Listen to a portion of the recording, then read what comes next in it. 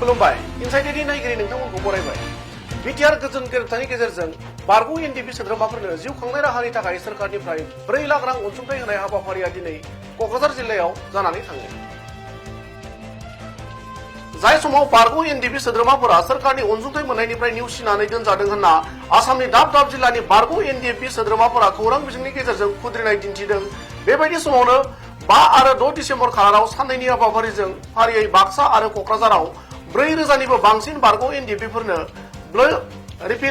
4 लाख रांनि अनसुंथाइखौ राननानै होबाय।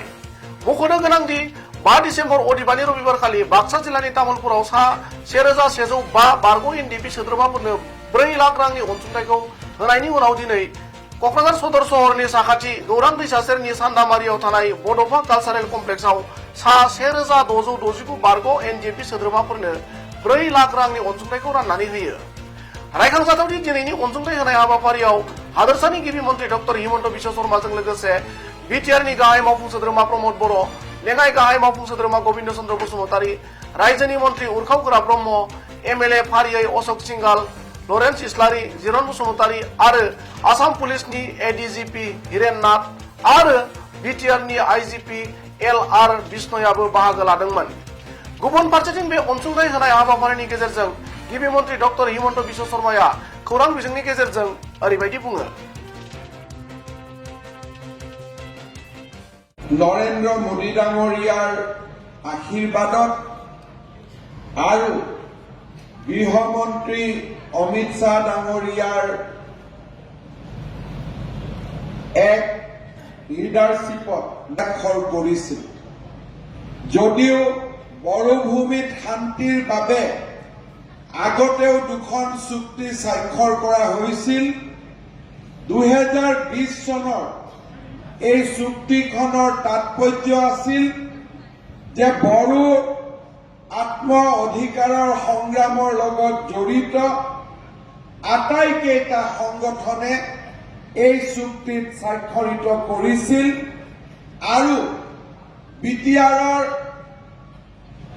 ভূমিলৈ এক স্থায়ী দিগন্তৰ আৰম্ভণি কৰি স্বাক্ষৰিত হোৱাৰ পিছত মুকলি মনেৰে ভাগ লৈছিল আৰু সিদিনাখন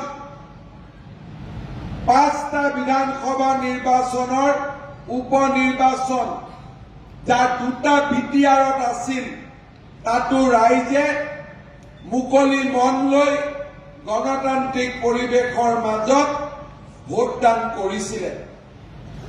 যোৱা 27 জানুৱাৰীৰ পিছত মৰুভূমিত হিংসা হত্যাৰ গোচৰ বা হিংসা হত্যাৰ অভিযোগ প্ৰায় নোহোৱা হৈ অহাৰ পিছত এতিয়া আমি এটা স্থায়ী শান্তিৰ বাবে অগ্ৰসৰ হৈছো। অস্ত্ৰ